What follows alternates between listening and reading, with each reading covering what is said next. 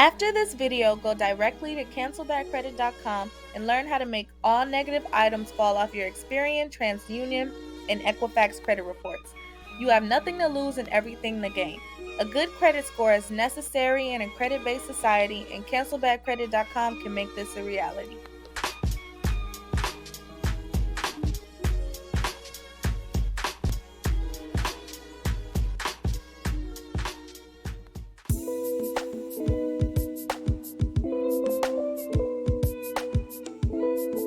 Yeah, we got some sad news to report today. Young Dolph was murdered in his hometown of Memphis, Tennessee. Hey, y'all, we got to stop all this senseless killing. We keep hearing all this stuff about Black Lives Matter and the police gunning down black men and black women, and we're doing it to ourselves. Do you know how we look to the world and the world abroad and other communities murdering and killing and harming one another? This is another senseless killing. Even though he was a famous rapper, he's still a young black man murdered at the hands of, we don't know who did the murdering, we don't know who did the killing, but most likely it's probably at the hands of another black man. This is a common scene that's done too often. We gotta stop it, y'all. We gotta unify, take care of each other, and stop all of these senseless murders and killing. We will never make it as a race, a community, murdering one another. Black on black crime has to stop. We are not safe in our own communities. This man was a father. This man was someone's son, someone's family member, someone's friend, and he's murdered senselessly. We don't know if this was a robbery gone wrong. We have no details right now of the situation, but we do know, and it has been confirmed, that Young Dolph, Memphis rapper, has been murdered outside of this cookie store. We know that a lot of times after rappers are killed in their hometown, there's a lot of retaliation killings and a lot of innocent people murdered behind their deaths. Hopefully, this won't be the case in Memphis, Tennessee. We need to have a concern for our community, y'all, and stop all the senseless killing. Rapper Bootsy said in another interview that most rappers will be murdered in their own hometown. He said it's not safe to stay in your hometown when you become rich and famous. People will hate on you. And he said most rappers will be murdered where they grew up at and where they lived. And that seems to be true. We send condolences out to Young Dolph and his family and the city of Memphis, his children. Hopefully this madness will cease one day. One love. Brothers, how did you become a gang? Do you know what they're doing? They are manipulating a natural process of human development. I'm going to say it very quickly. We are social beings. So there comes a time in your development when you leave the home at 8, 9, 10 and go out in the street. You meet your friends in the neighborhood.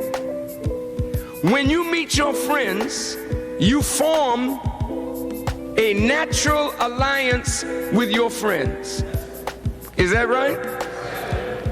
There's a time in our lives that we identify with, get our feeling of worth from, seek recognition by a group of boys and girls who have similar interests, aspirations, or needs, and usually they come from the same neighborhood in which we're growing up.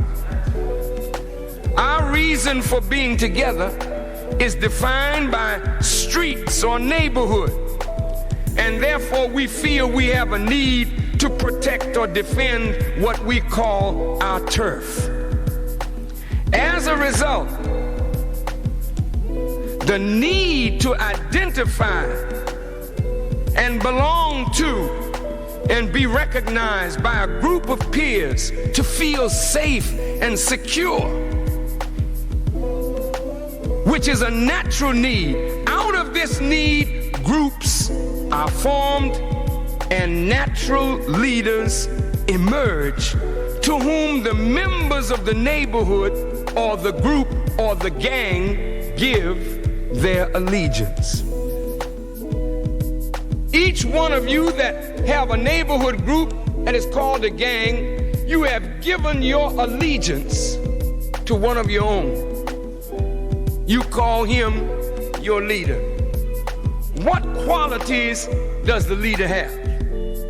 He usually possesses extraordinary gifts: courage, bravery, the strength to dominate, the will to win, and the will to survive. Oftentimes, the leader is the greatest fighter among you. In fact, the leader whips you. So when he beats you physically, you submit to him. You become his boys, his group. Now check this out.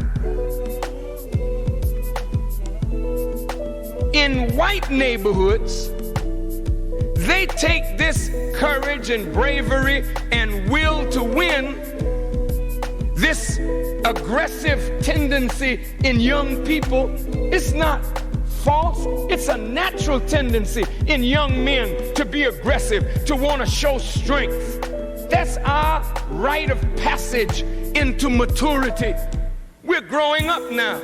I'm as strong as you, so I'll test my muscle against your muscle. I'll test my strength against your strength. I'll put my hands up and shoot out a few jabs to see if you know how to defend yourself. Is that right? So this is growing up. We ain't got no YMCA.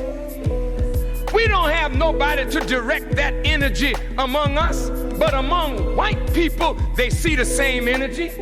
So they take their groups and they form a little league.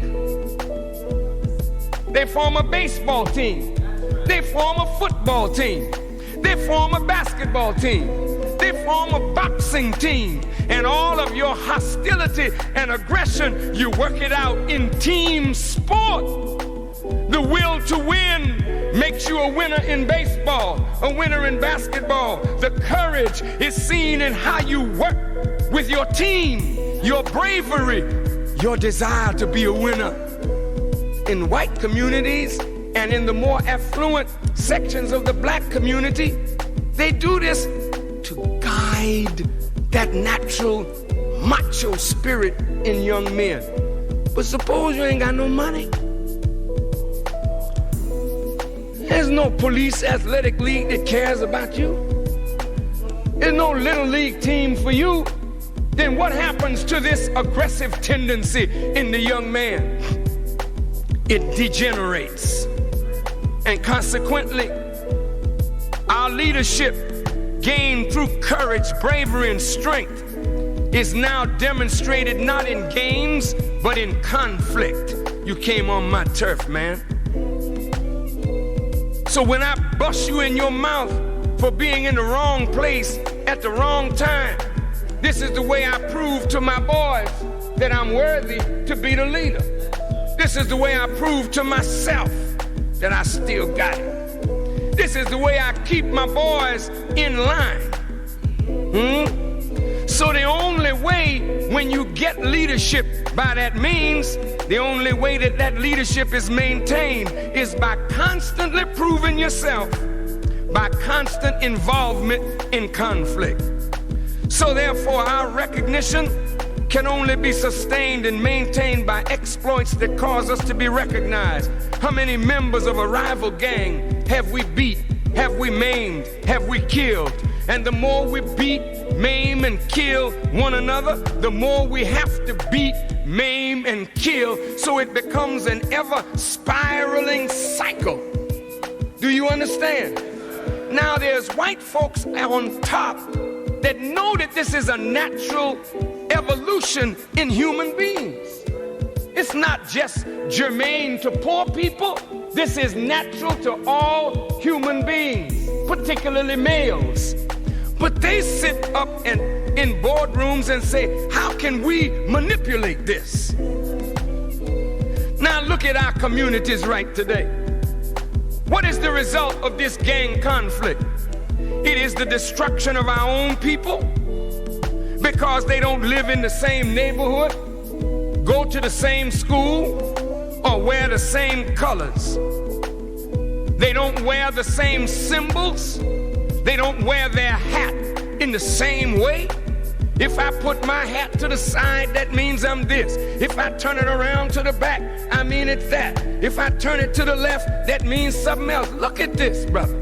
And we start killing each other over something silly about the marks that we have now in our hair, that everybody in this gang has 3 marks on the side, and then those in another gang have 4 marks in the back.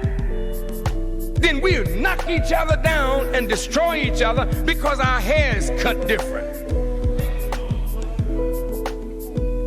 You don't see the big picture. You don't realize that we all come up out of the same earth, and that we are fellow sufferers of injustice in a society that has put us in that sick road. We see each other as strangers. Have you ever thought that perhaps somebody wants this to happen? Because you can't see the bigger picture.